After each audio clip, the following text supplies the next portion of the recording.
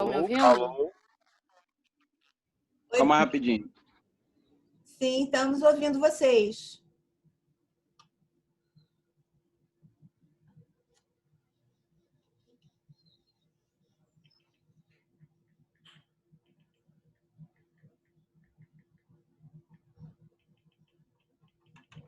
Alô? Alô? Tô sendo ouvido? Sim, perfeitamente. Ah, então valeu.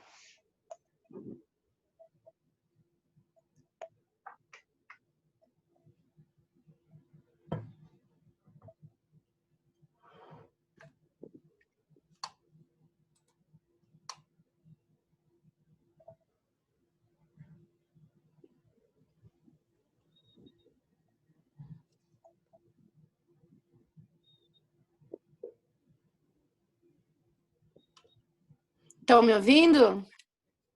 Sim, Sim. ouvindo. Belezura.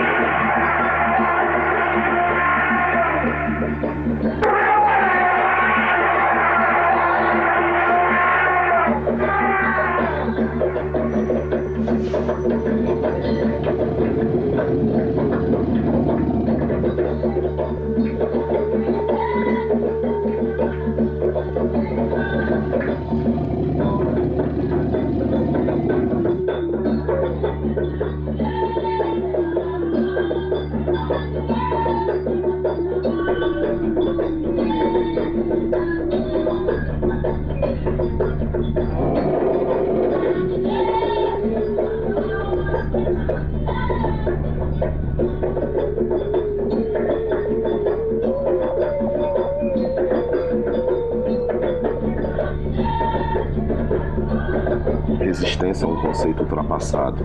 Revolução é tolice. Eu não resisto, eu insisto. Eu não revoluciono, eu invento. A escrita é uma fotografia do saber, não o saber dele mesmo. O saber é uma luz, uma mágica, uma magia. Engana-se quem acredita na magia como ocus pocus, fetiche ocidental, suspensão da ordem natural. No terreiro, a magia é o controle das forças naturais, outra natureza. Tudo o que há no Aie, há no Orum. A coletividade dos seres veneráveis, porque sempre estarão conosco. Reúna seus mortos, reconciliem-se. Eu acho graça quando falo em ancestralidade, porque eu construo minha ancestralidade no passado, no presente e no futuro, simultânea e diariamente. Eu conto as horas, os minutos e os segundos inventando, cuidando, mantendo em pé o arco teso, limpando e arrumando, reinventando, protegendo. O verbo não faz sentido sem a carne não vive sem a visão. Pega a visão. Eu domino o transe psicofisiológico, o transe comunal, as forças da natureza. Trabalho com elas para viver os níveis de realidade que nem todo mundo consegue viver. Eu extraio elementos dos meus movimentos com os braços, com as pernas. Eu faço belos os meus panos, minhas contas e ainda mais belos meus movimentos. Eu olho, observo, eu batuco, eu leio, eu fico de marola, eu destruo, eu construo. Não sou engenheiro, mas construo. Eu não sou professor, mas ensino. Não sou presidente, mas governo. Não sou médico, mas curo. O xamã é meu amigo, mas sou outro. Exu é através de mim. Eu sou através dele. Eu sou muitas e muitas me são através de mim, atravessando-me, e eu me sou através delas e com elas, ao lado delas, através e novamente, não em círculos somente, espalhando-se, contagiando a beleza. Caos é gás, eu aspiro o gás, eu organizo o caos, eu guardo em meu ventre o gás entrópico da vida. A vida é tudo o que há, a morte é uma ficção. Nós não cansamos de morrer. Nós não cansamos de morrer. Nós não cansamos de morrer. Eu sou o terceiro milênio. Eu sou o Negro Léo. Eu sou Saskia. Eu sou Jussara Marçal. Eu sou o terceiro milênio. Eu sou André Capilé. Eu sou Carlos de Assunção. Eu sou Grace Passou. Eu sou o terceiro milênio. Eu sou Querinde, sua irmã e sua avó. Eu sou o fragmento de travessia e a travessia inteira. Eu sou Atlântica. Eu sou o terceiro milênio. Eu sou Ricardo Aleixo. Eu sou Michele Mathieuzi. Eu sou o terceiro milênio. Eu sou Yasmin Tainá. Eu sou Mingo Araújo. Eu sou Bira Presidente. Eu sou o Birani. Eu sou Sereno. Eu sou o terceiro milênio. Eu sou Márcio Vitor. Eu sou Carol Dalfarra.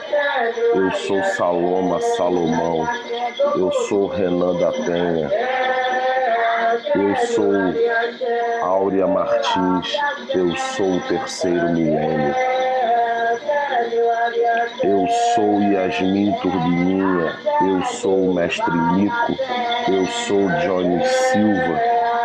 Eu sou Sueli Carneiro. Eu sou Ana Pi. Eu sou Serginho Meriti. Eu sou o terceiro milênio. Eu sou MC Carol. Eu sou Ludmilla. Eu sou Janaína Refém. Eu sou Tantão. Eu sou o terceiro milênio. Eu sou o Luizinho do Jeje. Eu sou o Terreiro do Bogum. Eu sou Michel Messer. Eu sou o terceiro milênio. Eu sou o Guitinho da Xambá. Eu sou o Terreiro da Xambá. Eu sou a Jurema. Eu sou o terceiro milênio. Eu sou a Ialorixá Mãe Cabeca. Eu sou a Casa Fante Achante. Eu sou o terceiro milênio.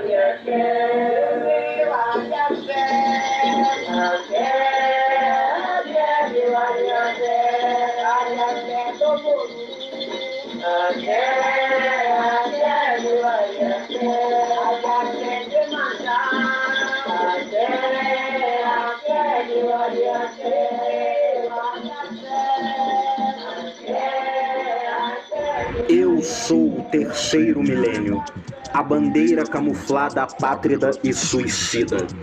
Os bilhões de exilados da comunidade da riqueza das nações. Eu quero que se foda. Eu sou o terceiro milênio, inclusive terceiro e quarto mundos, submundo. Eu sou a bandeira camuflada apátrida e suicida. O terror sem estratégia. A má consciência da comunidade da riqueza das nações. Terror sem estratégia. 1/3 da humanidade, ou seriam 2. Eu quero que se rasgue, que saia de dentro como pus o terceiro milênio. Todos ou nenhum, a bandeira apátrida e suicida. Os mortos de hoje pela liberdade de amanhã. Todos ou nenhum, eu sou o terceiro milênio. Eu sou o terceiro milênio. Eu estou acontecendo agora. E apesar da comunidade da riqueza das nações ter uma grande vantagem no rastreamento e armazenamento de dados, eu não sou anônimo. Sou 1/3 da humanidade, ou seriam 2. Embora a comunidade da riqueza das nações tenha uma grande vantagem no rastreamento e armazenamento de dados.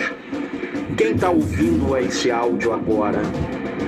Nesse exato instante em que estou acontecendo em grande desvantagem de rastreamento e armazenamento de dados, você tem responsabilidade. Data. Big Data. Solidariedade anônima? Eu sou o terceiro milênio. Quando a bomba explodir, ela já terá explodido. Terror sem estratégia. A bandeira camuflada, pátrida e suicida. Eu sou o terceiro milênio.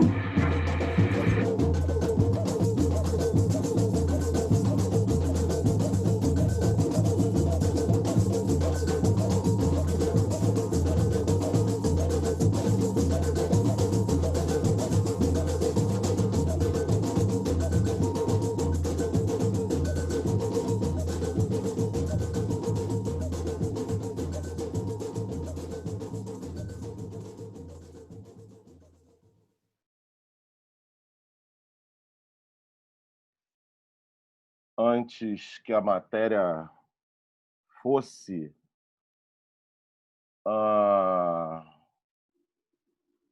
uma história que eu tinha para contar há algum tempo já, eu tenho que dizer para vocês que não há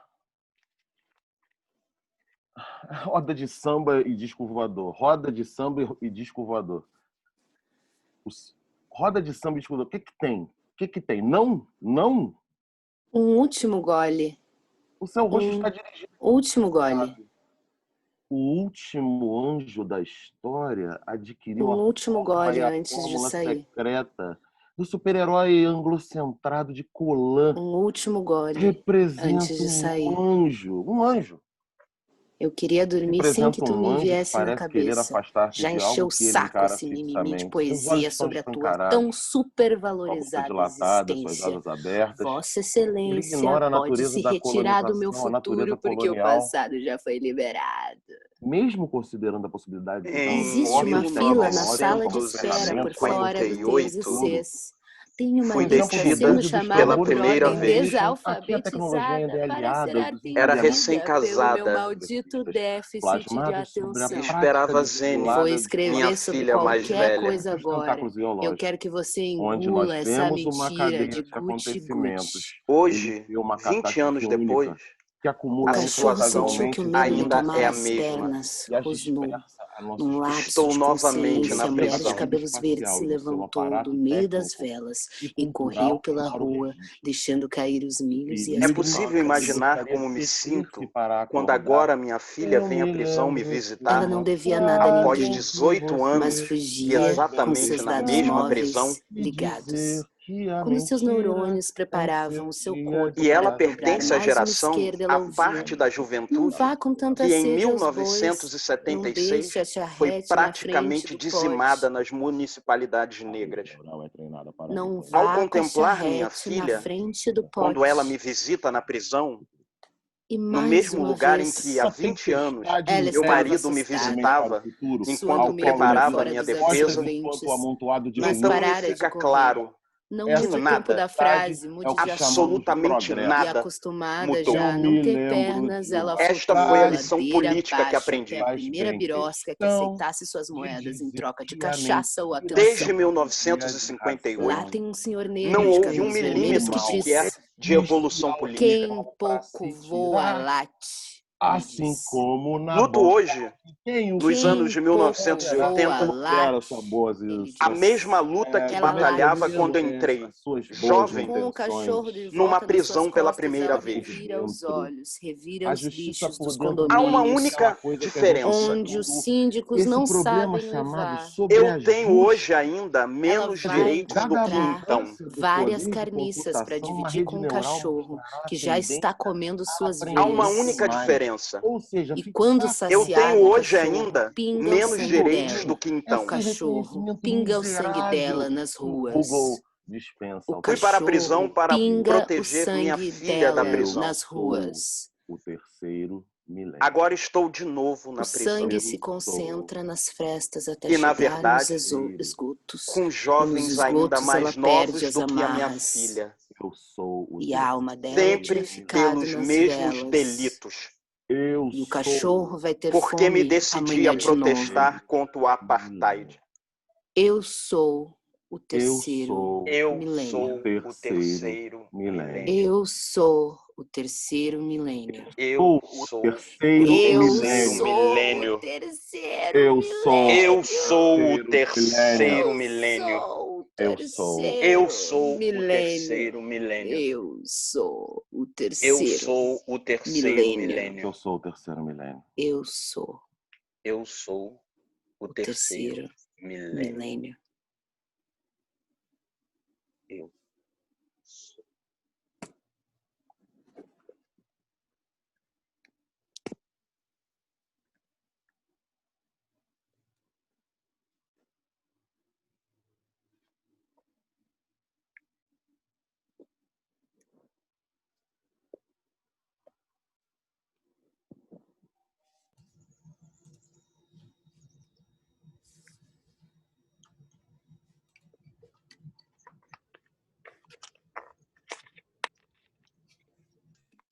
Ciranda do Gatilho, Bernardo Oliveira, Negro Léo e Saskia.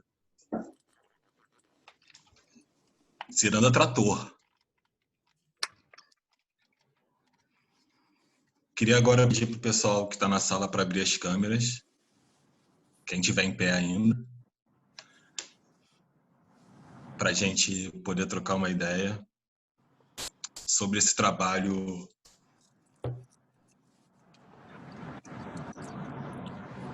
de construção, sobreposição, passado, presente, futuro, agora.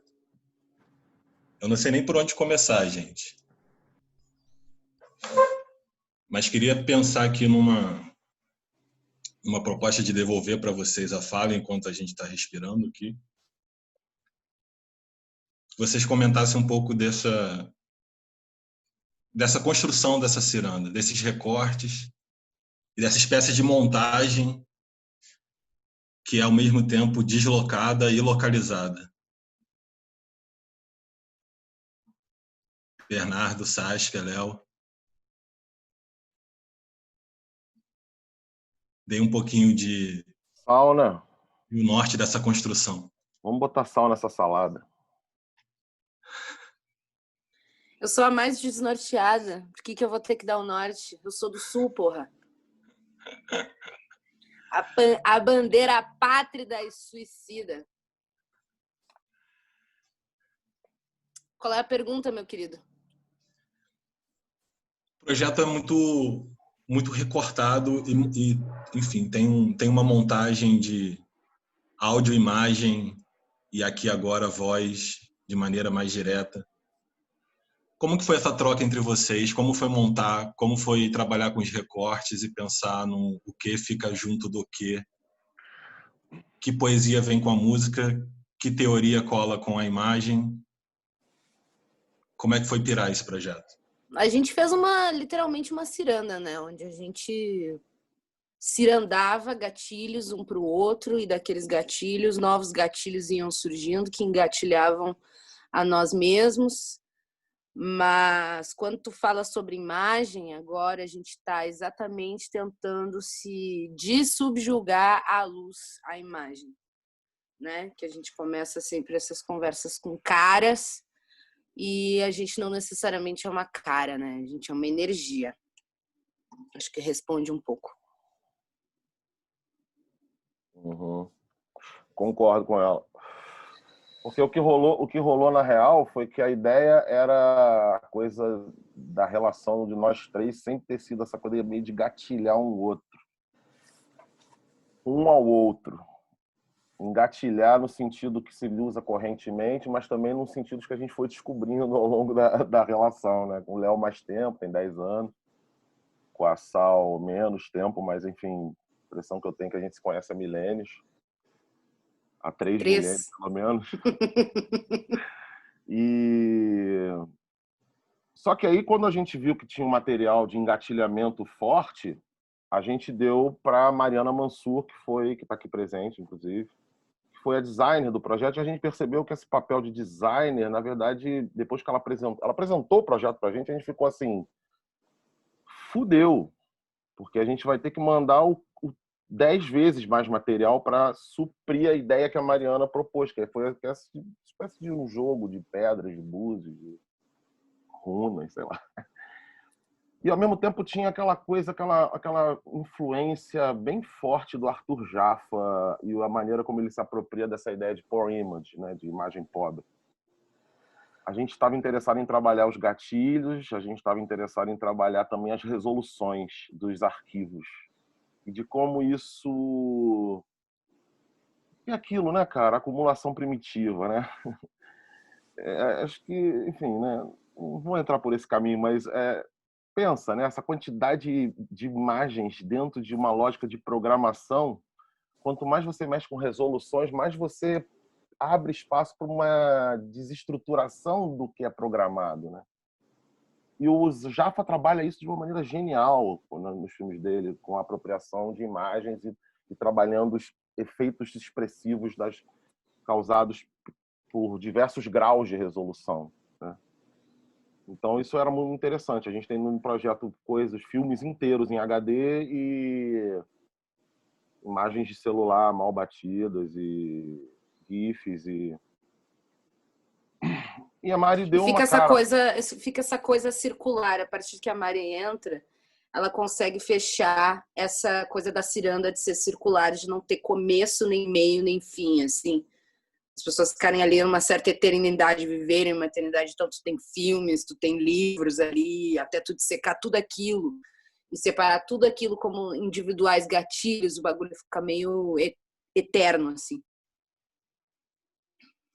Um gatilho forte, por exemplo, é você colocar no Google braço, né? Léo que engatilhou. Foi Léo ou Mariana que engatilhou a gente com isso. Bota assim no YouTube, braço. É um gatilho fodido pra preta, né? Pra preta é foda. Eu boto no YouTube Saskia e é engraçado também, que se tu bota Saskia no Google, um monte de mulher branca e uma eu, assim, contrastando tudo. Eu acho muito engraçado, satisfatório até. Aí a gente foi até estudar. Lemos aquele texto do Matteo Pasquinelli, lemos o Giuseppe Longo, fomos ler uns caras que falam de algoritmo para entender essa parada, né? E na Ciranda 2 acho que eles vão entrar de alguma maneira. E tem uma coisa também que eu acho importante, porque de certa forma assim, parece que a ciranda, na verdade, vamos dizer assim, é um exercício político, né? Poético e político, né? No sentido de onde ela se inscreve, né? A gente começa, por exemplo, com o aporte financeiro do SESC, né? Para fazer aquilo que vocês veem que é o primeiro. Agora a gente vai estar produzindo uma segunda rodada, né? Uma segunda página, enfim, da ciranda, o segundo trabalho. Então, assim, de alguma forma, assim, você precisa fazer alguma coisa onde você está entendendo? E a responsabilidade é sua. Eu encaro a ciranda como uma ação realmente, vamos dizer assim, de escurecimento, né? Vamos dizer assim. Quando eu digo escurecimento, não é só uma oposição ao esclarecimento, não, entendeu? É escurecimento no sentido de se a gente não mergulha mais profundamente naquilo que é a escuridão que foi construída, entendeu? Até hoje, a gente não consegue sair, a gente não consegue entender o que está acontecendo, entendeu?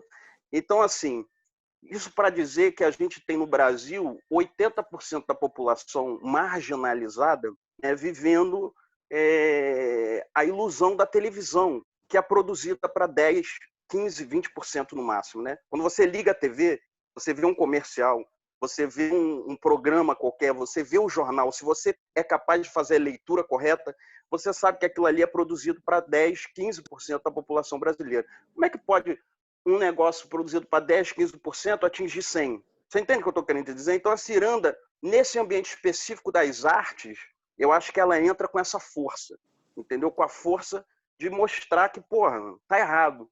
E aí, quer dizer, aí eu não conseguia entender direito, o conteúdo é confuso, tem muita informação. Mas como assim, porra? Então liga a televisão, porra. Entendeu? E vai ver aquela porra que é produzida para 10, 15%, entendeu? Pode crer. Então, assim, isso é que é uma coisa trágica, porque, por exemplo, quando você vê o Passinho, por exemplo, eu estava outro dia vendo o filme do Emílio Domingos, que até estudou comigo lá no IFIX e tal. E assim, eu acompanhei muito, vi muito o lance do Passinho, mas é uma geração mais nova, né? Eu já tô cascudo, já sou coroa. Mas assim, é impressionante ver a força de um negócio desse, não chegar, entendeu o que eu tô querendo dizer? Sim. Não, vamos dizer assim, não ser a força que realmente domina os 10, 15%. Então é preciso destruir esses 10, 15%, né? É preciso destruir esses 10, 15% na ideia, entendeu? Porque realmente é isso. Enfim, o poder bélico, né? Por enquanto não é nosso. Por enquanto. Por enquanto. Uhum. Tem uma provocação aqui da Valesca Martins, até provoquei ela para fazer a pergunta por áudio e vídeo aqui, mas ela está dividindo o espaço dela com um namorado, o marido dela, que está dando uma aula. Então eu vou reproduzir aqui a pergunta dela. Ela pergunta sobre como foi produzir o Ciranda e esse caos de potencialidades. Eu me senti engolida por uma onda de coisas e informações que me fizeram me sentir perdida no tempo e no espaço. Era mais ou menos essa a intenção? Fazer com que o visitante se sentisse perdido em coisas que não sabiam como se achar? Ou não tem nada a ver? Ela termina até rindo, porque eu acho que ela está um pouco confusa aqui, está perdida real. E tem enfim, acho que vocês comentaram um pouquinho sobre isso, eu queria só acrescentar uma coisa que seria interessante. Não é o caso exatamente do Ciranda discutir noções de autoria, porque ali as autorias estão indicadas, mas existe uma intenção de tornar, digamos assim, essas autorias um pouco mais difusas. E como que vocês se sentem como manipuladores de informação trabalhando com isso, com as noções de autoria? Eu acho que se tu for juntar todas as informações que tu vê na tela do teu celular quando tu acorda, é mais ou menos a mesma sensação que seria de tu prestar atenção entre as pessoas falando sem imagem. A atenção é a mesma, a quantidade de neurônios que tu tá usando para fazer isso é a mesma que tu usa para passar num feed infinito ali no teu dia a dia. E eu não acho que tenha intenção, eu acho que a intenção se faz a partir da interpretação. E tem mais uma coisa só, eu acho o seguinte, que esse negócio de autoria não é um negócio de um mundo de 10, 15%. Desculpa insistir nessa porra, entendeu? Mas, tá entendendo o que eu tô querendo? Autoria que autoria, cara? Você tá entendendo o que eu tô querendo dizer? Porque esse é um negócio complicado, entendeu? A discussão de autoria, bom, a gente já vai entrar em outro caminho, né?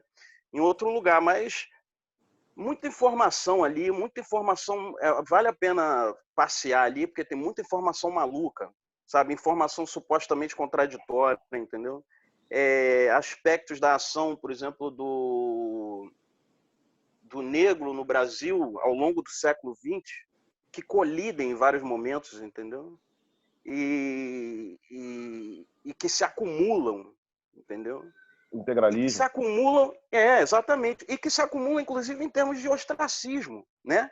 A gente vê uma tendência disso, de um acúmulo, de sedimentação de coisas que realmente somem. O que fica aí? Sei lá, o Pelé? Tá entendendo o que eu tô querendo dizer? Então, assim, tem que... Não, agora quem fica é o Robinho. Autoria, agora exato. Então, assim... Então, eu não... Eu acho que isso aí é um outro lance. Tem uma coisa na ciranda que eu acho realmente... bom, enfim, estou com 45, então eu vi um pouco aquele primeiro momento ali da banda larga, né? Do Shockwave, que você tinha aquela coisa do site, né? Então a gente ficou... Eu confesso que eu particularmente, não sei, acho que a galera também, mas eu fiquei particularmente fascinado com essa coisa do site. Lembra do site do David Bowie? Em 2004, assim, era uma coisa que você viajava naquilo ali, era como se você... É como fazer uma viagem, sacou? Tinha esse peso, né? E fazer um site, agora a gente vai fazer um pacote de áudios, assim. Então tem um pouco esse diálogo com esses formatos que ou que estão presentes ou que de alguma forma passaram, mas são formatos, ou seja, são dispositivos que você se conecta, né, por conhecê-los, como eles funcionam e tal. Então a ideia é mais ou menos essa.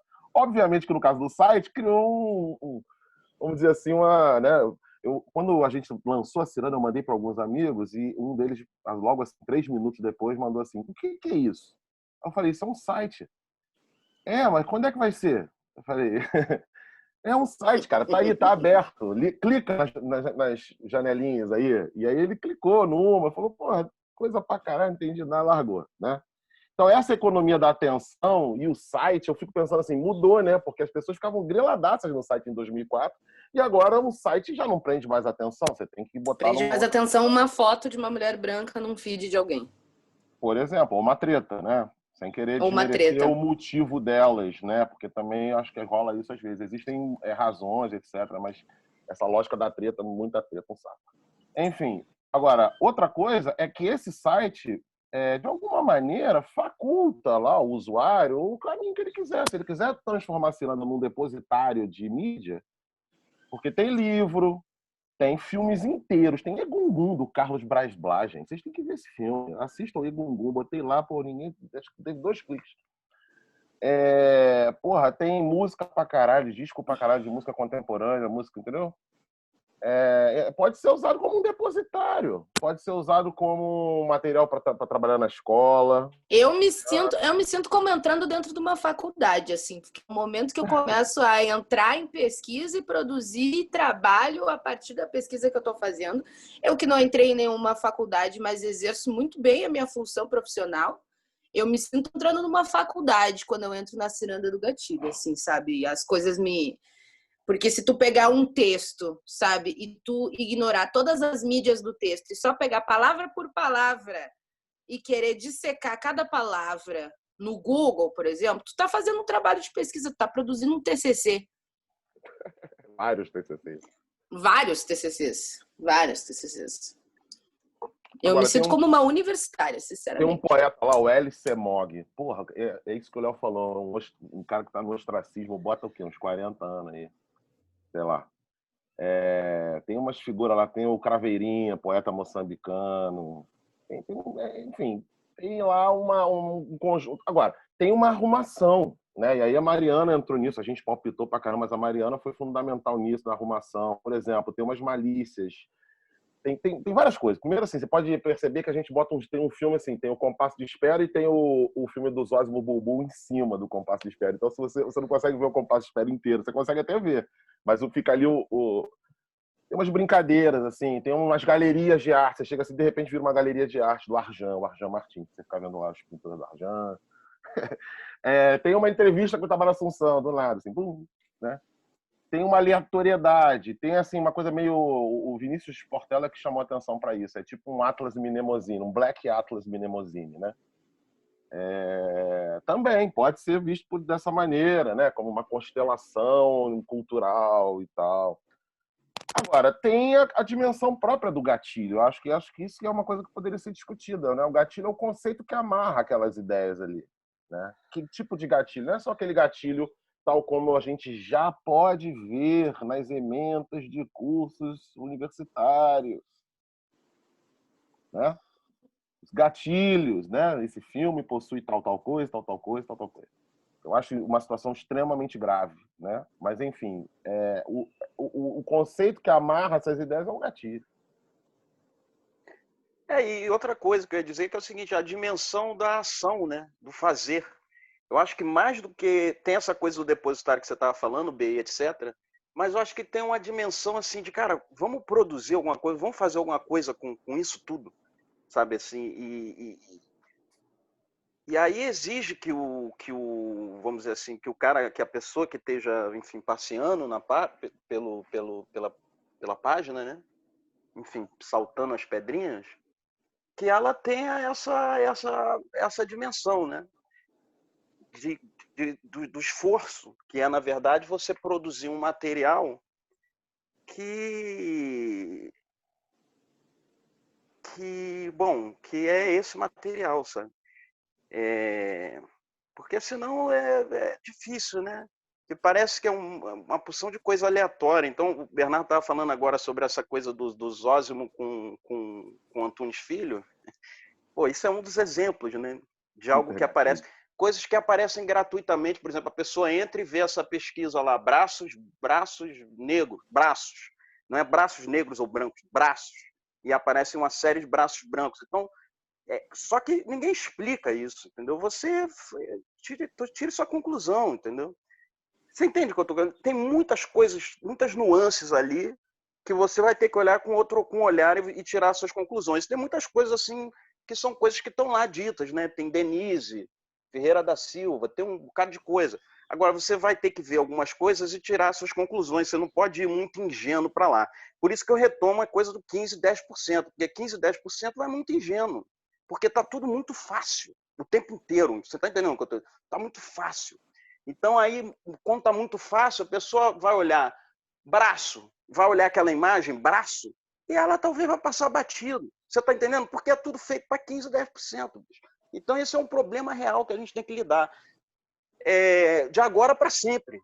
Entendeu? Espero que não para sempre, evidentemente, mas de agora para trás, certamente a gente tem que lidar. E tem uma coisa importante. Desculpa, a guerrilha agora é pelo dataset, né? É isso, né? Exatamente. A guerrilha agora é pelo conjunto de dados. A gente tem que desprogramar a máquina e estabelecer polos onde possa ser possível e viável, né, em todos os sentidos, tecnologicamente, politicamente, criar um novo dataset e começar essa disputa num campo da inteligência artificial, da internet quântica, entendeu? Porque o preto nessa história aí, filho...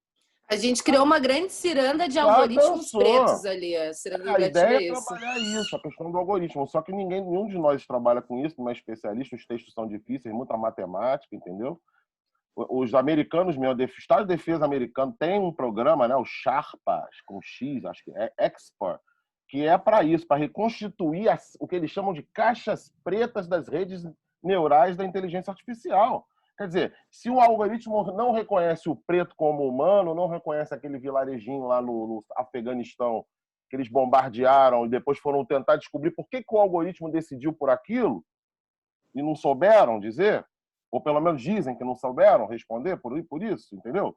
Então, esses caminhos causais das redes neurais, esse capitalismo aí aplicativo, que a gente está vendo agora e que, na verdade, com certeza é somente o início, New Bank, apenas o início, né? Então, assim, acho que a gente também está pensando o tempo todo nessa coisa, o algoritmo, né? Porque o cara olha para aquilo e fala, pô, tô confuso, tô perdido, que bom. Mas quem sabe? Vamos lá, vamos criar um próprio caminho próprio também, entendeu? Eu me lembro que quando a ciranda do gatilho ela se consolidou, a gente já estava na troca de gatilhos.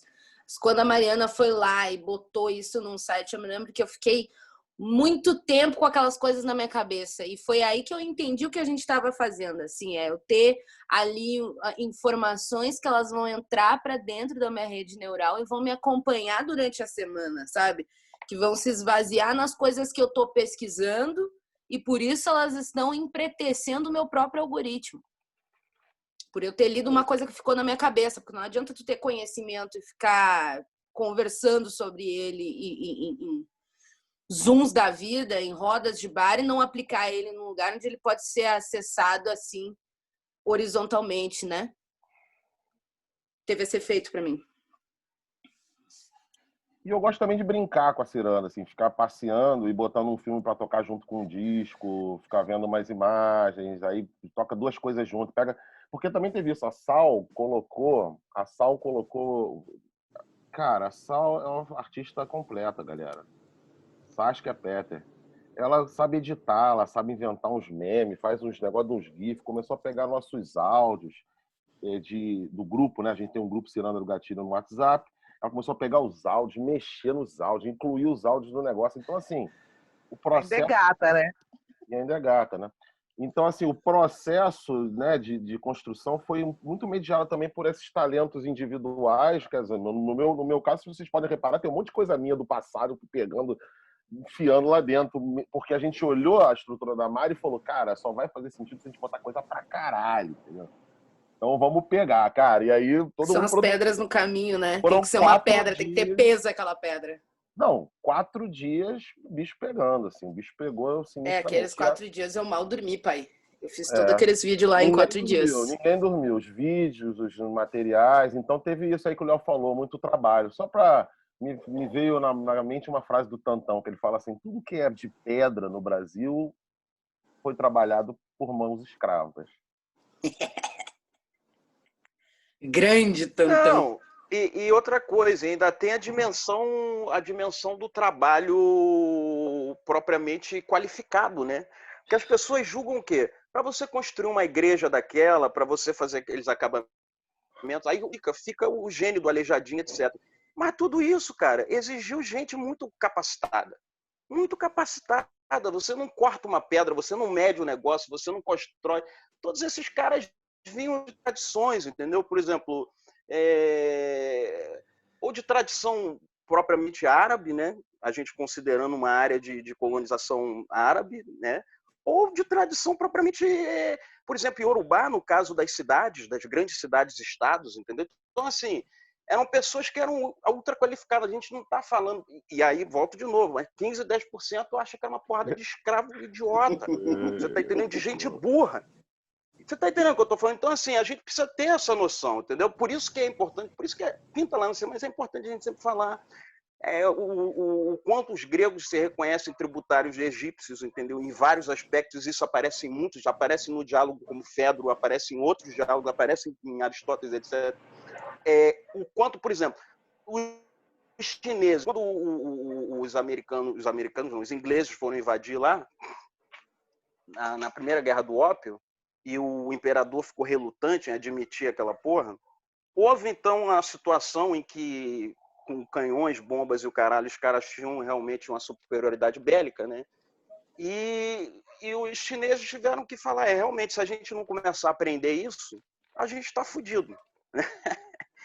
Então foram atrás daquele negócio para poder hoje ser o que são, entendeu? Então, assim, o que eu estou querendo dizer é o seguinte, agora, houve uma dimensão, a gente... Bom, vou deixar para frente. Depois eu volto a falar nesse ponto aí que eu estava aqui.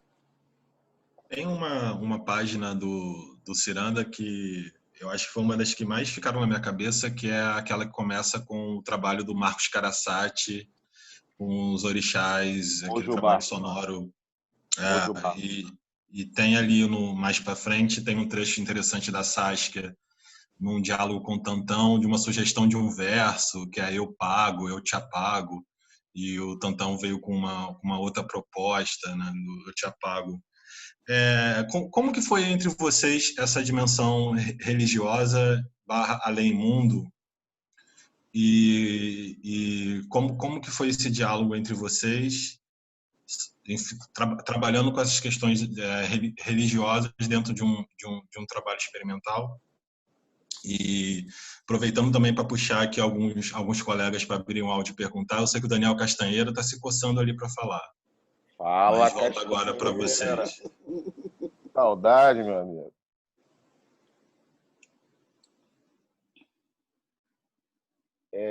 Transe, né?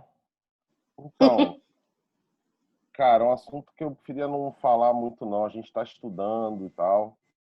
Mas a realidade é que, por exemplo, cada um particularmente aqui tem relações com transe. Eu fui batizado na Umbanda, não fui batizado no catolicismo. Então, desde cedo vi todos os meus familiares virando, né? A gente falava isso, virando, o papai tá virando. E Léo, enfim, já teve experiências também, enfim, é uma questão e assim, a Tá vendo? Falar disso é complicado, né? Porque como é que a gente fez aquela página? Porra, com muito respeito, pedindo licença, fazendo tudo da maneira correta e dizendo isso, veja, não há nenhuma imposição de nada, entende? É só uma questão mesmo de respeito, amor e devoção. Não tem muito que... Eu mesmo fui criada ateia, mas ateia no sentido de renegar todo e qualquer tipo de espiritualidade presente no ser humano. Então, para mim, entrar em contato com essas coisas sempre foi através de pesquisa e a aceitação. E é uma coisa que a Ciranda me propõe, assim, fazer essa pesquisa e aceitar essa energia, assim.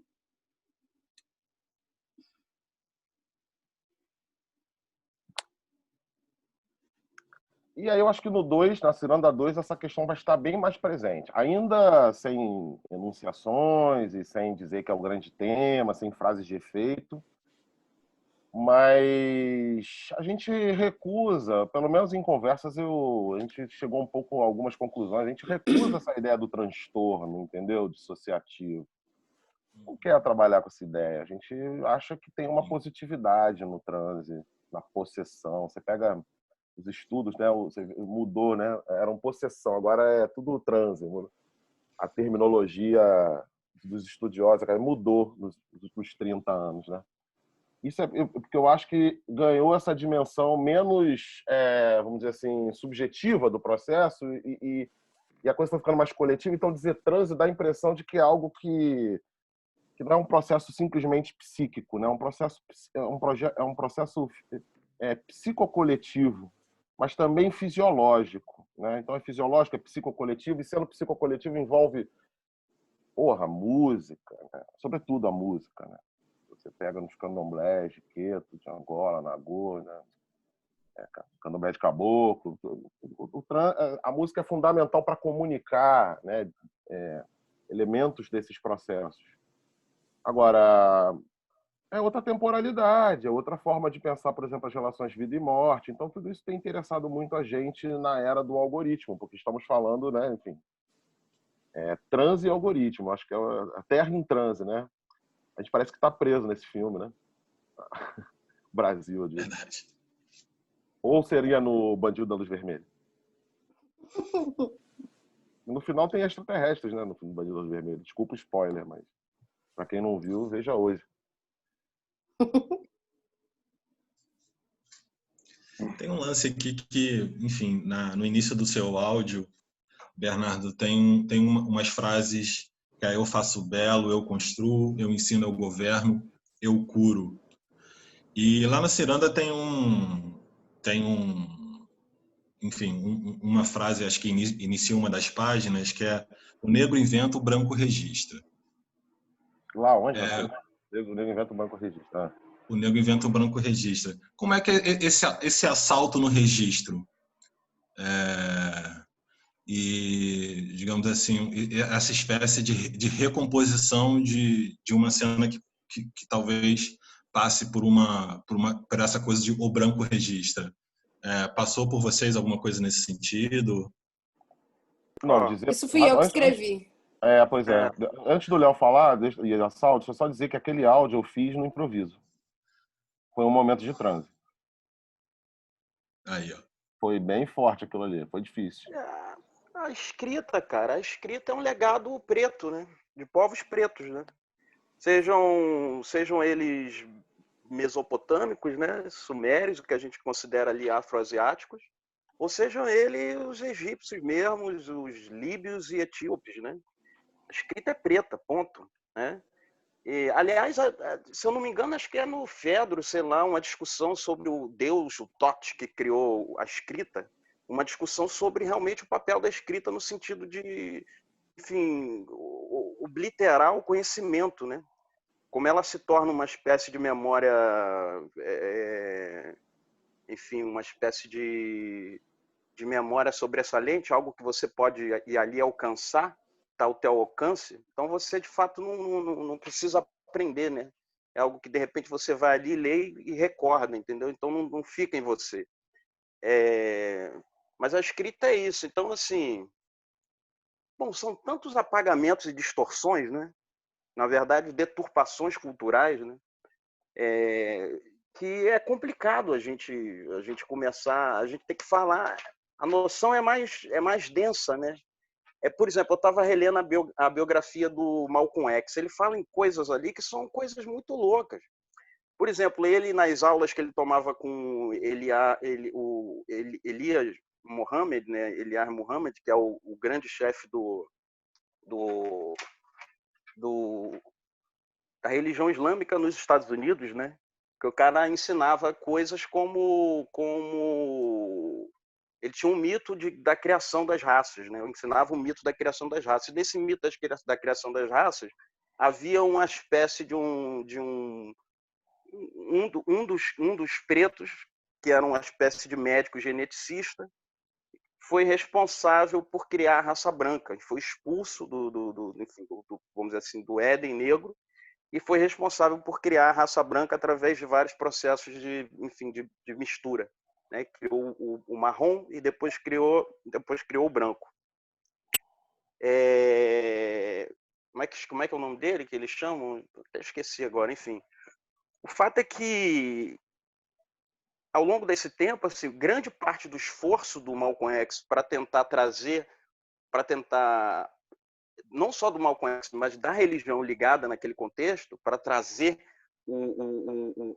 para criar uma autoestima, para trazer o brilho realmente do preto naquele momento, era educar nesse sentido. Educar no sentido de que houve uma deturpação, de que o negócio era gigantesco, de que todas as personalidades históricas que se atribuem aos brancos, na verdade, eram negros, entendeu? Assim, ele naquele momento não, porque ainda não haviam as pesquisas do Sheikh Anta Diop, não haviam chegado, mas assim, todo um esforço de mostrar que Cristo, que a escrita, que o Diabo 4, que a matemática, que a astronomia, tudo havia saído de cabeças pretas, entendeu?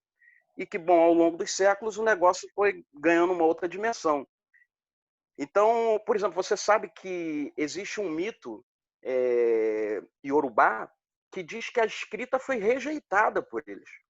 Que a partir do momento em que a escrita é introduzida, né, via Egito, ela é rejeitada. Não é que, tipo, nós não queremos lidar com a escrita, entendeu? Não, nós rejeitamos a escrita. Isso não é, a gente não quer saber disso, entendeu? Então é preciso notar que houve uma instrumentalização por parte do branco mesmo e da tradição de conhecimento do branco. A gente está aqui no ambiente de universidade que instrumentaliza a natureza, entendeu? E que é algo que já começa, de certa forma, no Gênesis. Porque se você lê o Gênesis, entendeu? E aí é um corte específico, porque os judeus originariamente são afros, são pretos, não são afroasiáticos, né? E isso Bob Marley sabia muito bem e canta nas suas letras, entendeu? Então, assim, há essa bifurcação, né? A bifurcação que leva à árvore do conhecimento, do bem e do mal. Então, em algum momento, você come aquele negócio e aquilo vai levar para um outro lado. E há o outro lado, que é o lado, o Gilgamesh e a árvore do bem e do mal, entendeu? Então, assim, eu não sei o que dizer. É muito confuso para a gente simplesmente chegar nos dias de hoje e tomar a coisa de uma forma assim. A própria diáspora é um processo complicado, um processo de apagamento total, entendeu? Onde a gente não tem raízes. Então a gente é obrigado, é lançado num mundo que não é um mundo que... Isso só tem 100 anos. Só tem 100 anos que, de repente, a gente, 100 e poucos anos, que a gente foi lançado num outro mundo. Você entende o que eu estou querendo dizer? Por isso que lá atrás eu estava falando dos chineses, que não foram lançados em outro mundo, mas dentro do seu próprio mundo viram que iam ser engolidos se não fizessem algo a partir daquele outro mundo, que instrumentalizava a natureza de tal forma que eles jamais fizeram. Entendeu? E que jamais foi feito em nenhum lugar da África. Se você for fazer uma pesquisa atenta, você vai ver que antes da chegada... Eu estava lendo um livro do cara Buganzi, um livro muito interessante, The Mind of Black Africa, que eu não sei nem se foi traduzido aqui em português, não. Mas é o cara falando sobre todo esse processo, entendeu? De instrumentalização da natureza. Instrumentalização da natureza vai levar à instrumentalização do homem, né? Do ser humano, melhor dizendo. Então, o que acontece é isso. Então, é trágico, na verdade, né? É trágico. Então, evidentemente, eles vão criar um algoritmo, agora avançando mais 100 e poucos anos para frente, vão criar um algoritmo que cria um obstáculo, entendeu? que mantém as coisas como elas são e cria um obstáculo para que a gente possa lidar com a justiça em algum nível, com aquilo que se chama de justiça, né? Então é isso aí.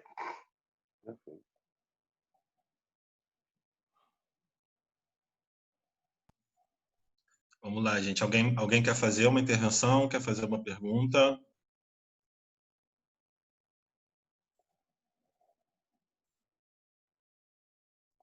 Daniel Castanheira tá tímido, né? Tá tímido, é. Eu achei que ele fosse chegar falante. Oi, gente. Boa tarde, boa noite, bom dia. Opa! Só chamar de tímido que um homem aparece.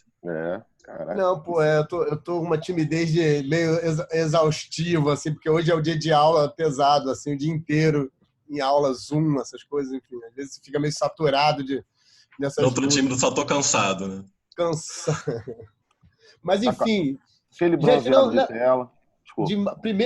Primeiro eu queria dizer que esse site realmente é demais. Eu compreendo totalmente essa coisa que tu falou aí, Bernardo, do site, né, na virada da década de 90 para 2000, a ideia do site, esse lugar que você vai quase para dentro mesmo.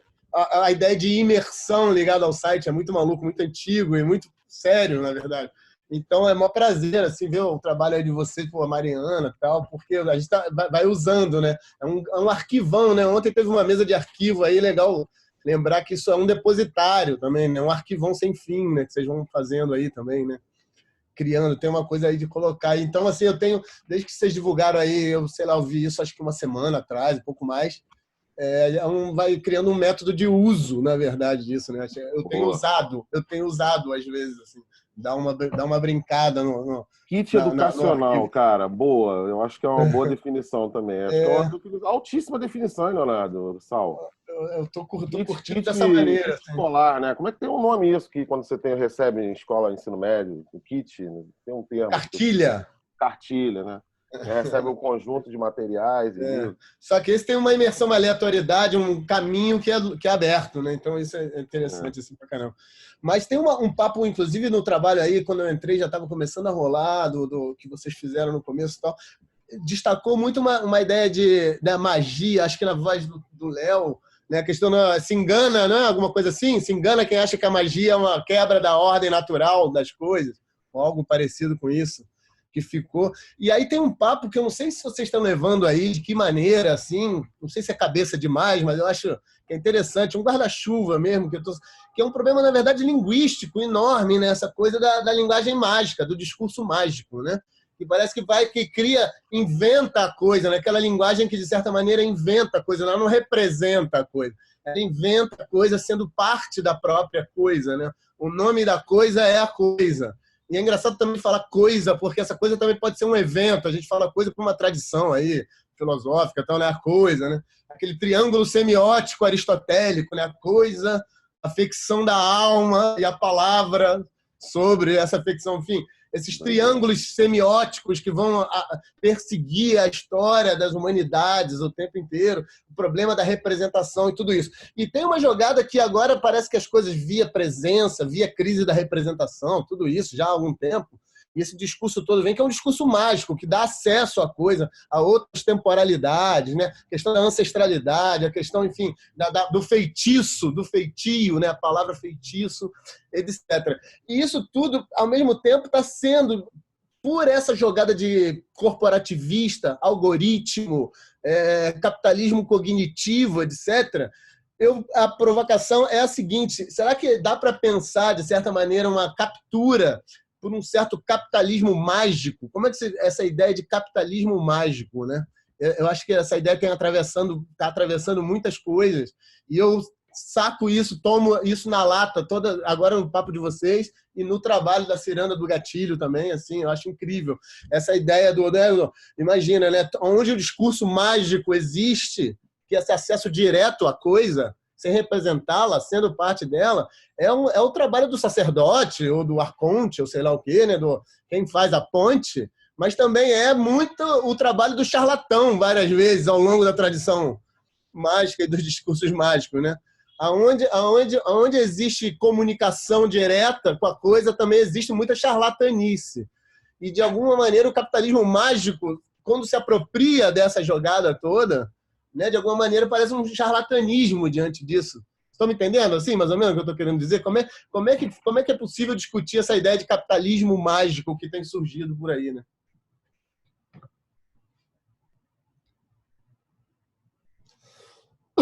Eu só quero colocar, antes do Berna e o Léo falarem, que, fazendo parte da ciranda, eu acho que a gente é tanto sacerdote quanto charlatão. Eu sinto isso. Arrebentou. Não tem nem o que falar. Falou tudo. É isso mesmo. Quer falar mais, minha cupincha? Não, eu falo pouco. Eu falo o necessário. E fala bem. Muito bom. Não, quando você pensa assim em Pai Euclides, né, que é um grande intelectual, um grande historiador do Brasil, que ninguém sabe quem é, né? Pelo menos aqui no Sul Maravilha. Quando você pensa na Stallhawk, que é a Isabelle Stengers, né? Com quem a Isabelle Stengers tem uma interlocução muito maneira, que é uma espécie de xamã, filósofa, né? Que fala sobre a magia, que inventou esse papo de Gaia, que você ouve aí e tal. Né? Então, assim, essas pessoas não são charlatãs, né? Elas estão falando de outra racionalidade, de outra visão da ordem natural, de relação com a ordem natural. Agora, uma longa tradição afrodiaspórica não lida com a ideia de magia como essa baboseira Walt Disney, Hocus Pocus, entende? Não é suspensão da ordem natural, porque você não está fora da ordem natural. Né? Quando você fala em magia na África, quando você fala nos rituais, você está falando de controle das energias, controle, por exemplo, de não ter que ficar pegando essa porra toda hora de 2 em 2 minutos. Por exemplo, tá? Tem uma dimensão cotidiana de viver, saber viver. Né? Então, assim, os rituais... O Gerrush já fala isso lá naqueles filmes dele lá, o Moanoa, né? Ela está falando disso, de técnicas psicofisiológicas do transe que tem uma função ali de produzir algum grau de coesão social. Social é um termo ruim, mas, enfim, coletiva, né? Não, e até tem outra coisa, né? Porque senão fica parecendo que as pessoas são estúpidas. Por exemplo, a Mary Douglas, naquele livro dela, Pureza e Perigo, ela cita o ritual dos Dinka que existe há séculos contra a malária, né? Que acomete sempre numa época específica do ano. E de repente chegou a vacina, chegou, enfim, medicamentos que poderiam curar de forma mais eficaz, vamos dizer, não de forma mais eficaz. Olha como é que é a relação dos Dinka com o tratamento ocidental para a malária. Eles não param de fazer o ritual deles. Porque se eles pararem de fazer o ritual deles, o tratamento oferecido pelos ocidentais não vai funcionar. Você está entendendo? Então, assim, eles têm noção completa de que eles precisam continuar fazendo o ritual deles para que aquela prática que os brancos trouxeram possa ser eficaz. Mas sem o ritual deles não vai ser eficaz. Entendeu? Então, isso diz muito sobre um pouco sobre isso que você estava comentando, essa diferença entre o charlatanismo e eficácia, né? Porque o charlatanismo ele não tem eficácia, não é isso? É algo que não é eficaz. E eu fico imaginando isso. Ele é eficaz. Ele é para a função dele, né? O capitalismo mágico é eficaz. Esse sim é o que é o charlatão, pô. Exatamente. Esse sim é que é o charlatão. As grandes mães de santo, os grandes pais de santo, né? Quem está professando, sei lá, jogador de tarô, Jodorowsky, sei lá, tô zoando, mas assim, hoje há, de fato, uma crítica pesada, né? A toda a constituição conceitual, filosófica, ideológica, vamos dizer assim, do discurso do progresso. Né? Então você tem, né, uma série de autores ocidentais e tal. Agora, esse papo está há muito tempo lá no Lema Barreto. Né? Também tem isso. Então, você não precisa ler o Bruno Latour que muda de opinião de 10 em 10 anos, né? E ninguém fala nada. E o problema é do Pai Euclides, entendeu? Mas o Bruno Latour tem um sistema amparando, né? Mas, Bernardo, mas veja bem, todo mundo, na verdade, assim, isso é o que eu penso, realmente, assim, quando eu quero colocar essa provocação para vocês, é sobre, na verdade, quando um certo tipo, por exemplo, de ritual ou de transe é capturado, por exemplo, por uma ferramenta, um algoritmo que faz você se sentir fazendo um ritual sem tomar peia, para falar papo reto, né? Assim, você quer fazer o ritual, mas não quer tomar a peia. Então, assim, uma montagem, né, charlatã, que eu digo de certas jogadas, né? De certas jogadas que se articulariam como acesso a determinados mundos, determinados discursos, que, na verdade, você só está sendo capturado fazendo um login numa imagem, enfim. Agora, né? A religião não é só uma ideologia, entendeu? A religião são as pessoas também, entendeu? Eu acho que isso é importante pensar. Eu fico vendo as pessoas esclarecidas, né, falando dos evangélicos, confundindo Malafaia com as pessoas. Existem as pessoas usam, se utilizam, né, de sistemas, de modos, enfim. Tem toda uma discussão, né? Você pega aquele filme lá do Sarno, Viramundo, já tá lá aquela coisa meio neopentecostal chegando com jeitos de corpo da Umbanda e do Candomblé, já tá lá. O filme do Sarno é de 65, tá ligado? Eu quero dizer? Claro. Né? Quer dizer, essa coisa de sincretismo é um bagulho muito tenso, se você for pensar do ponto de vista da história do Brasil.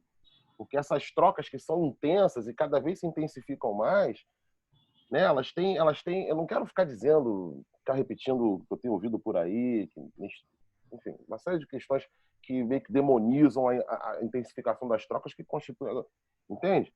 Mas evitar um pouco desse. Agora, tem algo mais aí do que simplesmente um encontro feliz, é isso que eu quero dizer. Né? Então, assim, a maneira como hoje você vê a pastora Ana Lúcia fazendo o ritual dela, ela é uma pastora negra dentro de uma religião neopentecostal. Quando ela começou a sobressair como cantora, pesquisem aí no Google, pastora Ana Lúcia. Vê como é que é o ritual dela. É mais preto do que aquela macumba de Pinheiro lá que os artistas frequentam. Tá ligado? Entendeu o que eu quero dizer? Então, assim, pastora Ana Lúcia faz uma macumba dentro de uma manifestação neopentecostal. Ela usa tudo. Ela usa o ritmo, ela usa o canto, ela usa o trans, ela é uma moça negra que canta pra cacete e ela grita, quebra o alguidar, quebra o alguidar, e um swing, e as pessoas quebrando o corpo e girando e entrando em transe. Isso é Brasil, parceiro. Então, então como é que eu posso colocar ali, pensar em termos de se é verdadeiro, se é charlatão? Eu prefiro... Mas é justamente o que eu estou falando. Ela precisa desse conjunto de práticas para executar essa noção de cristianidade. É isso que eu estou dizendo, gente. Quando eu digo que os Dinka precisam fazer o ritual deles para que faça sentido, vamos dizer assim, aquele conjunto de práticas para tratar a malária que é introduzido pelo inglês, é isso que eu estou querendo dizer. Então, para que faça sentido a cristandade aqui, entre aquela população, ela precisa usar um conjunto de práticas, na verdade, que é totalmente estranha àquela asepsia. Você está entendendo o que eu estou querendo dizer? E aí, nesse sentido, é que está, para mim, a questão do charlatanismo. Quando eu estava dizendo que o charlatanismo ele não é eficaz, na verdade, era mostrando que você precisa ter essa dimensão de algo que faça sentido para que algo tenha eficácia. Entendeu? Porque se não fizer sentido, não é eficaz. Entendeu? Então, assim, não faz sentido você só se tratar contra... É o que eu estava falando da malária. Não faz sentido você só se tratar com a medicação se ela é uma coisa totalmente fora do contexto. Você está entendendo? Aí não faz sentido nenhum, entendeu? E é como a introdução do neopentecostalismo, entendeu? Ele precisou se valer de uma série de símbolos, simbologias, práticas, códigos, para poder instaurar a mensagem de Cristo, por mais absurda e distante que ela pareça daquele contexto onde ela é aplicada, entendeu? Patrícia, você quer comentar sobre o Museu do Imaginário? Na verdade, o Museu Imaginário já passou, já vieram milhões de outras coisas na minha cabeça enquanto eles estão falando. E eu queria fazer um comentário, sim, puxando mais agora para tudo que a gente está falando é o contemporâneo, é o que está rolando agora, mas eu queria falar assim, especificamente dessas coisas que aconteceram agora durante a quarentena, ouvir um pouco de vocês, o que aconteceu nos Estados Unidos, aqueles movimentos, a derrubada das estátuas, Black Lives Matter, tudo isso que rolou agora, que né, ficou muito evidente agora durante a quarentena. E eu queria ouvir de vocês, porque vocês falam, eu sou o terceiro milênio, né, tudo isso, né, vocês colocaram, vocês sentem que assim, há uma revolução em curso, assim, está acontecendo alguma coisa, ou alguma coisa que já estava acontecendo, mas a gente não via tanto porque esses algoritmos não estavam jogando tanto na nossa cara? Ou vocês sentem, não, nesse momento algo está acontecendo? Vocês têm essa sensação ou não? Patrícia, com a pandemia, eu vou te dizer no duro, eu sou o segundo milênio. Cara, dessa vida que a gente está vivendo agora, cara. A verdade é essa. Pandemia. Cara, Desculpa, Léo, fala aí. Eu não sei, o trecho que eu li, que deve ter ficado um pouco inaudível, a ideia era essa, da biografia da Winnie Mandela, ela é falando exatamente isso, né? Ela falando que foi preso em 58 e nos anos 80 a coisa tinha piorado. É isso, entendeu? Não, você pergunta se a gente está vendo, registrando uma revolução em curso, eu acho que ela dá uma resposta bem categórica, né? Agora, realmente as coisas mudaram muito, né? Você vê, por exemplo, eu e Bernardo, a gente conversa muito sobre isso, porque a gente é mais velho e a gente viu outras coisas acontecerem, né? Ainda, por exemplo, a discussão sobre identidade preta é uma discussão que não chegou com toda a força que ela chegou entre os pretos que estão na academia, ela não chegou com essa força toda, por exemplo, na favela. Eu, por exemplo, tenho ido... agora eu estou no Rio, né? E aí eu fico muito perto aqui de onde eu cresci, né? Tá aqui perto da Mangueira e tal, não sei, passo, tenho uns amigos, converso. Não existe esse sentimento de negritude, entendeu? Existe esse sentimento de negritude, se você pegar e considerar que a Mangueira deve ter uns 80 mil pessoas, e são 80 mil pretos, entendeu? Mesmo quem não é preto, morou? Então, assim, o que eu estou querendo dizer é o seguinte, dessas 80 mil pessoas, só aquelas que tiveram acesso à academia têm uma identificação racial. As outras estão vivendo a vida. Foda-se. Entendeu? Elas têm consciência de que elas são submetidas ao pior tratamento pela sociedade possível, pela estrutura, vamos dizer assim, porque elas são pretas, mas isso não é suficiente, entendeu? Para que isso se torne um marcador, entendeu, de ação política. Você entende o que eu estou querendo dizer? Isso aqui no Brasil. Então, essa é a diferença que eu enxergo, que eu vejo quando você fala de revolução em curso, os Estados Unidos é outra história, eu não sei, eu não estou lá e realmente eu tive em Nova York, eu vi algumas coisas assim interessantes e tal, mas é outro mundo. Aqui no Brasil a gente precisa dar um salto ainda maior para que isso se torne um marcador, entendeu, de ação política. Então não é ainda, não adianta a gente ficar na internet vendo que o que meia dúzia produz, entendeu, nesse sentido. Agora, o que meia dúzia produz nesse sentido já é muito importante, e já é um dado de uma inclusão radical, entendeu? Na universidade, através das cotas raciais, entendeu? Através da educação, da obrigação da educação para o ensino fundamental de educação de história negra, você está entendendo? Então, todos esses conjuntos de ações políticas, de políticas públicas que foram desenvolvidas, realmente vão transformando a paisagem, né? Vão transformando, inclusive, a paisagem da academia. Eu, quando saí do IFIX em 2009, ainda não tinha cota naquela porra. E, de repente, quando eu voltei para visitar um amigo professor em 2016, que foi a única vez que eu voltei lá depois que saí, eu cruzei com mais de 20 alunos pretos saindo, e aquilo não existia. Era eu e mais 3 ou 4 ou 5. Morou? Então, assim, o que eu estou querendo dizer existe um abismo muito grande. O Brasil, ainda com a população muito maior de negro, precisa dar um salto muito maior nesse sentido. Mas enquanto a gente... Bom, enfim, enquanto eu falo depois.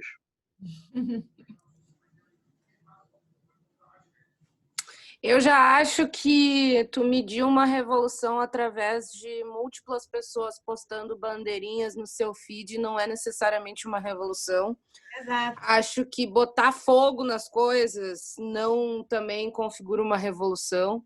Acho sim que a revolução está entrando, assim, o black money, essa presença midiática do negro, onde o negro se torna hype e onde brancos se reconhecem como negros porque ser negro é legal, ser negro é intenso.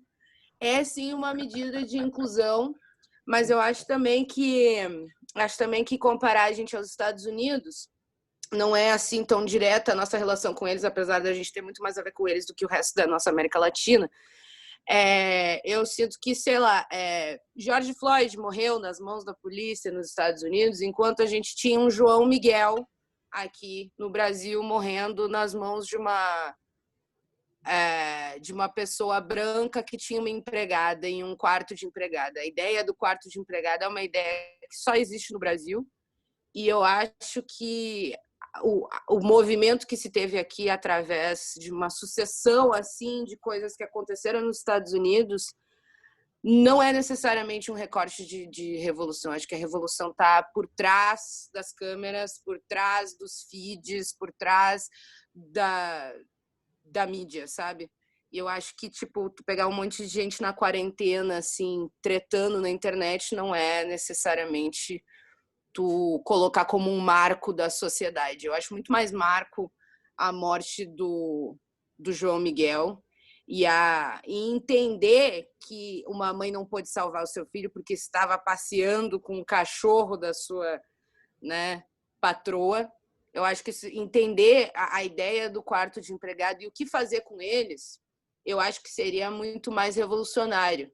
Eu já digo que a quantidade de pessoas que estão morando na rua em função da pandemia hoje no Brasil aumentou descaradamente, que a gente vê famílias inteiras morando na rua, e que esses quartos de empregada que muitas vezes viram depósito poderiam ser cedidos para essas pessoas que estão na rua. Eu acho que isso seria muito mais revolucionário do que ficar postando bandeirinha na internet. Muito obrigada, boa noite. Não, mas acho que é justamente isso. A minha pergunta foi exatamente essa, porque você recebe essas informações o tempo todo na internet e isso cria uma mentira. Cria uma mentira, né? Cria, assim, algo revolucionário está acontecendo quando não é. Não chega a ser, como vocês estão dizendo.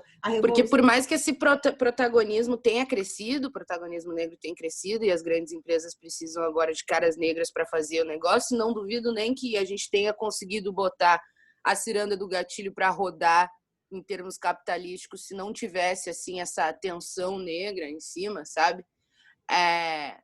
Apesar disso, a gente vai meses depois entender que o algoritmo é racista, entendeu? Começar a pensar sobre pesquisar braço no Google. Queria concluir com isso. Não, assim, eu acho que tem uma questão que precisa ser avaliada, que é a desmobilização desses fóruns mais tradicionais ligados à ideia de trabalho, que foram dissolvidos, sindicatos, né? O sindicato é uma criação no Brasil negra, né? Inclusive tem umas histórias muito loucas, porque ninguém sabe disso, mesmo entre os maiores estudiosos de sindicatos. Vocês podem reparar, na ciranda tem a petição das quitandeiras, né? Que é uma forma de sindicato muito evidente, anterior mesmo à Revolução Francesa, protagonizada por mulheres negras escravizadas ou não, né? Veja bem, não é só uma questão de resistência e oposição, é uma organização, né? A petição das quitandeiras mostrava que as quitandeiras eram mulheres que vendiam o alimento ali na Praça 15 e de uma maneira completamente organizada, do ponto de vista de pagar impostos, de reunir entendeu? Depois você tem o Aniceto do Império, fazia parte da Companhia dos Pretos, né? Que é um sindicato negro, entendeu? Então, assim, essas formas majoritariamente negras de organização social, que de certa maneira, depois de 2013, passaram por uma deterioração do ponto de vista ideológico, né? CUT, né? Etc. Essa coisa do sindicato de se deteriorar é uma coisa que me preocupa, e eu não consigo ver como a sistematização por dentro da internet de certas ideias e de fanbase, e de gente que acompanha. Eu não sei como é que isso vai substituir no mundo do trabalho. Estou vendo que não está substituindo, a gente na política institucional está tomando de lavada em todos os registros cada vez mais, né? Se não fosse o Partido dos Trabalhadores. Agora, por outro lado, não dá para dizer que não há movimentação, porque realmente, por exemplo, hoje está estreando a Mostra de Cinema Afro-Carioca, que para mim é um movimento importantíssimo, e que o Zósimo, quando abriu essa instituição, ele era praticamente uma loucura da cabeça dele. As pessoas tratavam ele como louco. Né? Não sei se alguém conviveu com o Zósimo, né? Eu cheguei a conhecer ele de algumas situações, é uma figura sonhadora, batalhadora, que encasquetou com a ideia que ia fazer cinema preto no Brasil, ia fazer. Esse festival, já quando começou, era desse tamanho. Hoje ele está explodindo. Se hoje não tivesse pandemia, o Odeon hoje já está completamente lotado e a cidade já está agitada por causa desse festival que ficou enorme. Claro que eu estou comparando uma organização política de defesa do trabalho, mas a gente está nesse plano, a gente está girando nesse plano, cara. É uma loucura. A organização está redistribuída. Então, assim, eu acho que revolução é um conceito muito antigo para a gente começar a pensar essa história. A gente não sabe o que é isso. A gente não sabe. O aplicativo de algoritmo, como dizia um amigo meu, é pior ser explorado. É pior não ser. É melhor ser explorado pelo capitalismo do que não ser explorado pelo capitalismo. Era uma piada jocosa, que a gente morreu de rir quando ele falou isso, mas o que ele está dizendo é o seguinte, bicho, a gente só sobreviver, né? O cara, você for capitalismo de aplicativo, o cara vai lá trabalhar. Né? E quem é que vai trabalhar? Dá uma olhada quando você abrir a porta de casa com o cara entregando. Quem está entregando lá na sua porta? Pois é muito complicado essa coisa do algoritmo e tal, dessa coisa de inteligência artificial, porque quem está alimentando esses computadores são, assim, na grande maioria, homens brancos. Então, esses algoritmos, eles são, inclusive, machistas, porque eles são alimentados por uma cabeça de homem branco. Então, você já está criando também os computadores machistas, por incrível que pareça, a máquina machista, entendeu? Então, isso é realmente uma... Tem esse teste que fizeram com o Twitter, criaram um bot, não sei se vocês se lembram disso, acho que foi em 2014, que fizeram um bot no Twitter que ele ia aprender a postar a partir do que estava sendo postado. E esse bot, que não estava sendo treinado por uma cabeça só, ele se tornou um bot racista, machista, misógino e o caralho, porque o montante de informações que ele estava pegando ali eram desse recorte, né? Então, eu tenho muito dito essa frase que é cuidado com o seu bot. Eu cuido muito do meu algoritmo e dos meus bots para o futuro. Assim, você falou tudo, Sal. Você falou tudo. A gente tem que ter consciência de que a gente tem que ter responsabilidade do que a gente usa na internet, porque a gente está aumentando isso. O algoritmo funciona a partir disso, né? E assim, ele é desenhado para filtrar essas coisas todas, né? Então a gente tem que ter alguma responsabilidade em entender isso aí. Agora, concordo com o Bernardo quando ele diz revolução ultrapassada, a gente inventa, né, ao invés de revolucionar.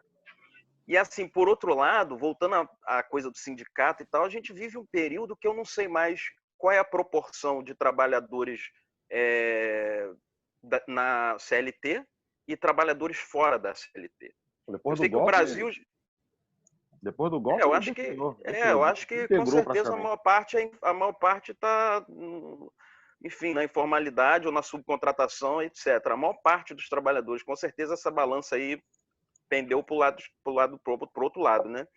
Teve a greve, alguém mencionou a greve dos entregadores de aplicativo aqui, quer dizer, a gente tem um outro mundo do trabalho, a gente não deixou de ter o trabalho, isso é importante falar, porque existe a esquerda pós-trabalhista, que eu acho que existe um certo delírio nisso, mas existe um outro mundo do trabalho, não é um mundo do pós-trabalho, é um outro mundo do trabalho, entendeu? Então que a gente precisa lidar com ele, precisa entender o que vai fazer. Por outro lado, eu acho que, assim, de alguma forma, se essa é a realidade dada, eu acho que a esquerda institucional, né, dos partidos, etc., precisa, de alguma forma, olhar para isso também, né? Precisa olhar como é que essa juventude está se movimentando e o barulho que essa juventude está fazendo. A gente tem 20% da população brasileira com acesso à internet, gente. É muito pouco. Meia política da Dilma, coisa maravilhosa. Agora, a gente tem 20% da população brasileira com acesso à internet, né? Aí, considera quantas são as pessoas que usam a internet, quantos são pretos que usam a internet nesse contexto de 20% da população brasileira que usa a internet, né? Voltando para 10, 15% para quem é feito a programação da TV, a programação do rádio, a programação do inferno. Então, assim, o que eu quero dizer é o seguinte, é preciso que, de alguma forma, haja uma adequação entre aquilo que se produz hoje em termos, ou que se espera produzir hoje em termos de luta, entendeu? Em termos de ação política, e aquilo que é a ação política consolidada, entendeu? Ao longo de todo o século XX, né? A luta pelo trabalho, a luta pela saúde, enfim, universalizada, pelo trabalho universalizado, pelo acesso à educação universalizada, etc. Então, tudo isso é muito importante. Agora, na verdade, a gente está num momento de conseguir fazer... Outro dia o Bernardo me alertava um negócio interessante, me mostrou o movimento sem terra abraçando, por exemplo, causas identitárias importantes como a causa dos LGBTQI+, não sei o quê. Então, quer dizer, existe um destacamento dentro do MST para lidar com essas questões, entendeu? E existem vários segmentos dentro do MST lidando com várias questões que se chama de minoritária, mas a gente está falando, enfim. E como é que fica isso, Léo, que agora o debate foi cancelado? Eu tive conversado sobre isso nos últimos tempos e eu percebo que não teve uma grande comoção na tal da internet, que é o que comove as pessoas e supostamente faz as coisas mudar. Quando tu tem um debate cancelado, essa galera, os 15% da TV, ganha tudo, né? Tipo, o pastor lá que tem um programa com todos os seus crentes que são crentes suficientes para darem dinheiro para ele sem receber nada em troca, tu não tem um debate para ver que essa pessoa não tem o que dizer, não tem projeto nenhum, não sabe se colocar, não acredita no que diz. Tu não tem esse debate, como é que fica essa galera votante aí? Esses 15% que tá falando. Pois é, se você não tem um debate na TV, é isso que você está dizendo? Não tem debate. Eu achava que isso era um algoritmo. Mito, mas realmente não vai haver debate. Não tem debate na política brasileira desde que acabou o golpe. Aquele primeiro lá, o golpe de 64. Quando acabou esse golpe, começou a ter debate e agora não tem de novo. Tu me explica isso daí. O WhatsApp, né? Dispara em massa e etc, né? Quando eu digo que as pessoas não têm acesso à internet, não estou querendo dizer que as pessoas não têm... Eu estou querendo dizer que as pessoas não têm um ponto de internet como a gente tem agora, cada um está usando o seu Wi-Fi. O acesso para a internet é bilateral, né? Que a pessoa vai consumir daquilo, ela pode ser muito bem manipulada pela internet, até mais fácil do que manipular pela internet e pela TV. Não, com certeza. O que eu tô falando mesmo é do acesso mesmo material. Como a gente, sei lá, tem um acesso material a uma geladeira. É isso que eu tô querendo dizer, entendeu? Uhum. Então você tem um acesso ao ponto de Wi-Fi. O acesso ao ponto de Wi-Fi te faculta muitas coisas, né? Uma pesquisa e etc. Um uso menos flutuante e mais, enfim, um uso talvez mais, quer dizer, que possa até ser um uso que possa te instruir em coisas, sei lá. Agora, esse acesso só 20% da população tem. O resto é pré-pago, entendeu? É 10 WhatsApp, reais. Twitter. WhatsApp, Twitter. Twitter eu acho que é muito pouca gente tem. Não, Twitter. Tem os pacotes. Os pacotes brasileiros têm muito isso, que tu tem WhatsApp e Twitter liberado. Ou seja, tu pode ver uma manchete, mas tu não pode clicar para ler a matéria. Entendeu? Não, o WhatsApp eu sabia, o Twitter eu não sabia, não. O WhatsApp eu sei porque eu tenho um plano pré-pago que eu tenho WhatsApp grátis. Você falou tudo, isso aí é verdade mesmo. O meu plano pré-pago eu tenho WhatsApp solto, grátis. Todas as empresas telefônicas têm esse plano com WhatsApp liberado. Então, muita gente consome todas as informações que elas precisam consumir através do WhatsApp. Daí, não tendo debate, isso fica mais o recorte ali do WhatsApp fica até mais intensivo. Um monte de tilt falando, vota em fulano. Tá vendo? Isso aí foi uma derrota política mais ou menos atual, assim, porque era uma briga de não poder fazer vendas casadas. Isso foi discutido pra caramba na época de travar esse mecanismo, de poder compartilhar, né? Uma empresa fechar com a outra para oferecer, né? Eu não sei como se chama isso especificamente, mas foi uma derrota, né? Tem várias acontecendo. Não é bem um monopólio, é um outro, mas é tipo isso, seria um oligopólio, na verdade, né? Mas tem um outro nome que é especificamente em relação à venda e publicidade. É uma coisa, uma regulação, enfim. Venda casada. Venda casada, né? Exatamente. Então, isso aí é uma derrota. Assim, tem uma série de derrotas nesse sentido acontecendo. Enfim, vamos nem entrar. Nós estamos falando de vitórias. Vamos lá. Não necessariamente de vitórias. A gente está falando um pouco de mal-estar também. Claro, por isso que o Jaffa é bastante essa referência, entende? Para o projeto. Porque ele tem uma liberdade de instalar o mal-estar numa sociedade que tem fobia de mal-estar. Né? É tipo Dave Chappelle. Acho que Dave Chappelle é um gênio. Tanto é que ele está no projeto falando de transe. E ele tá engraçado. O vídeo que a gente tirou a foto dele falando de transe, Ele tá mesmo falando assim, né? De repente, o poeta, o humorista, é como se fosse o poeta, sabe? Ele parece uma Eda, ele tá assim, aí ele olha pro céu e de repente ele entra em transe. E aí ele vê a piada. É genial, cara. Eu acho genial isso. Então, essa coisa também de pensar a ciranda como um aparelho que você pode se apropriar dele, fazer o que quiser, eu acho que, não sei se a gente chegou a falar sobre isso, mas eu acho que é esse o objetivo. Que realmente engatilhe e que seja uma colcha de gatilho, sei lá. Você possa criar também esse modo de usar, né? Essa ideia de usar como kit para educação básica, para educação fundamental. Eu acho genial essa ideia. Assim. Agora, o Ciranda 2 está vindo com participações além do quarteto, né, repetindo, a gente vai ter a Michele Mathiuzzi, a Carol da Alfarra, o Luizinho do Gege e o Guitinho da Xambá com a gente. Né? Então vão ser, assim, não vai antecipar nada não, mas vai ser tipo uma experiência totalmente desprovida de dimensões visuais. Aí que a gente vai ver o que tá rolando. Muito massa. É muita luz, né? Os olhos já estão quentes. Sim, muita luz na cara. Né? Bem, gente, a gente está encaminhando aqui para o final. Quem quiser fazer a sua intervenção, sua pergunta, a Helena, Luiz Fernando, ligar a câmera, ligar o áudio neste momento. Luciana, se quiser falar alguma coisa, Clélio. E agradecer demais, Bernardo, Léo, Saskia, por terem vindo aqui na nossa sala, trocar essa ideia com a gente, mostrar o trabalho. Foi muito foda. E essa troca de ideia aqui também foi muito foda. Muito obrigado mesmo, de verdade, pela Ciranda e vida longa para a Ciranda. Véio. Esse projeto é maravilhoso. Nós é que agradecemos o convite.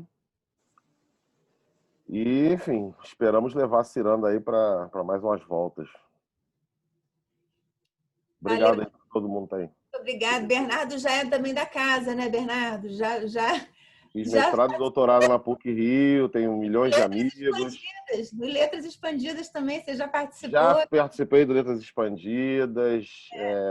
Foi ótimo, inclusive. Foi muito Falando divertido. de educação. Acho que eu já participei mais de uma vez, hein, se não me engano, hein? Eu acho que sim, também. Legal. Obrigado. Bernardo circula. Sal também.